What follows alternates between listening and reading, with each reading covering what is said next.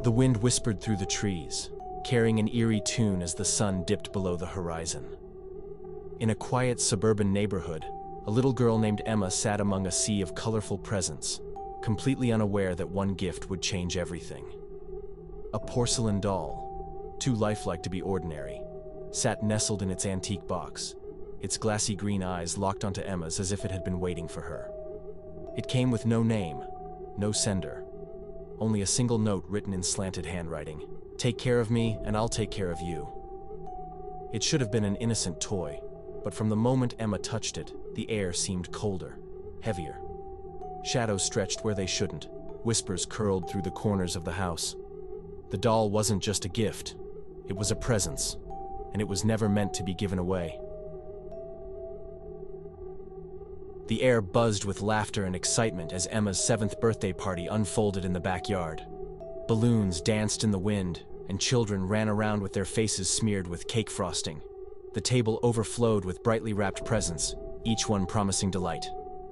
Emma's mother, Sarah, knelt beside her daughter as she tore through the gifts, her little hands eager and impatient. Dolls, stuffed animals, and a beautiful pink dress, each present brought a new twinkle to her big blue eyes. Then she saw it.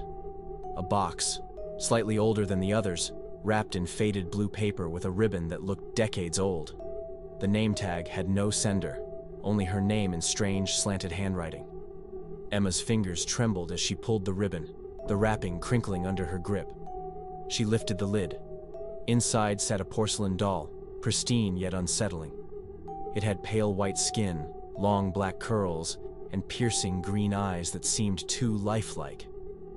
It wore a delicate Victorian-style dress with intricate lace details. Emma's excitement faltered for a moment, an odd sensation curling in her stomach.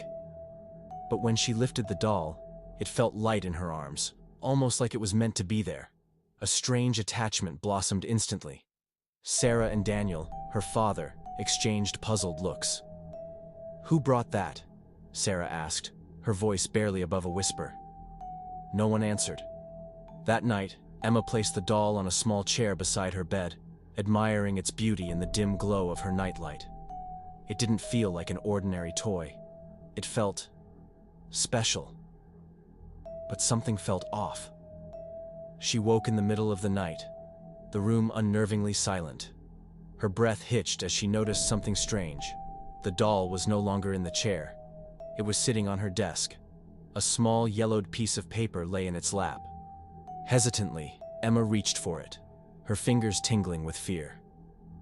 "Play with me, Emma." Her heart pounded as she looked toward the door. Had her parents moved it? Was this a joke? But deep down, she knew no one had entered her room.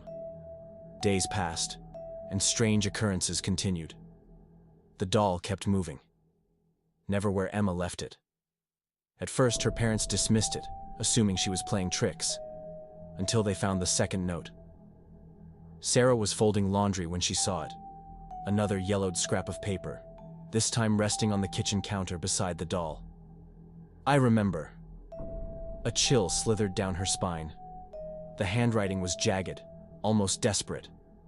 She grabbed the doll and stormed into the living room where Daniel was reading. "This isn't funny," she snapped. "Did you write this?" Daniel looked up, confused.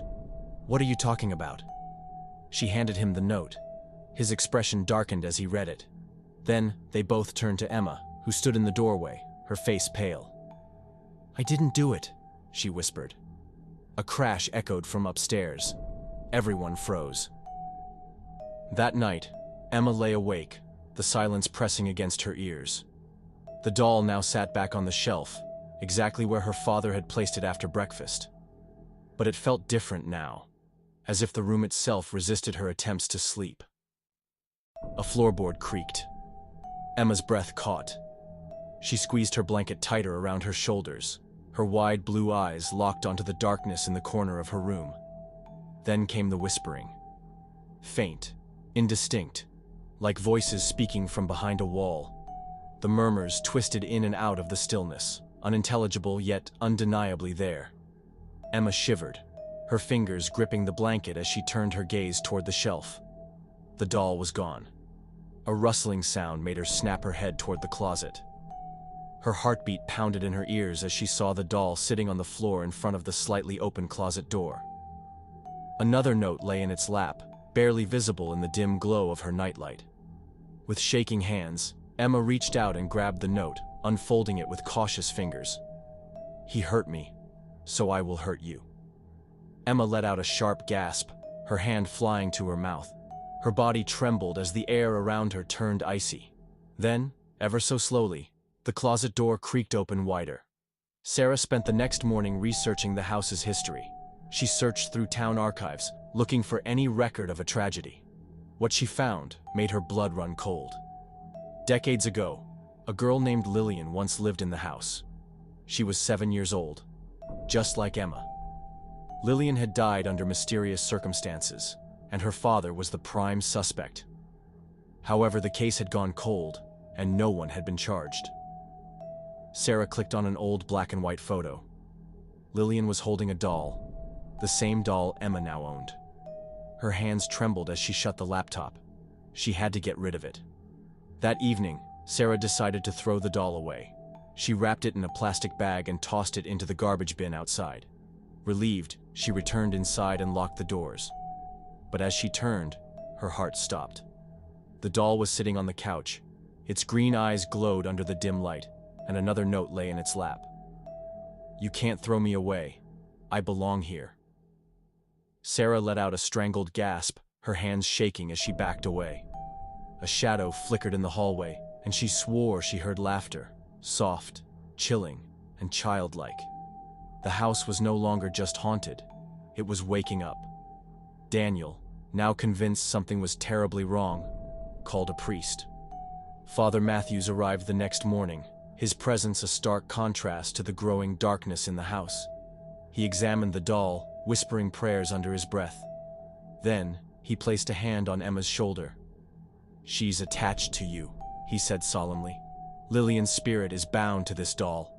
She was hurt, and she seeks vengeance." Emma's lower lip trembled. "What do we do?" The priest lifted the doll and began the cleansing ritual.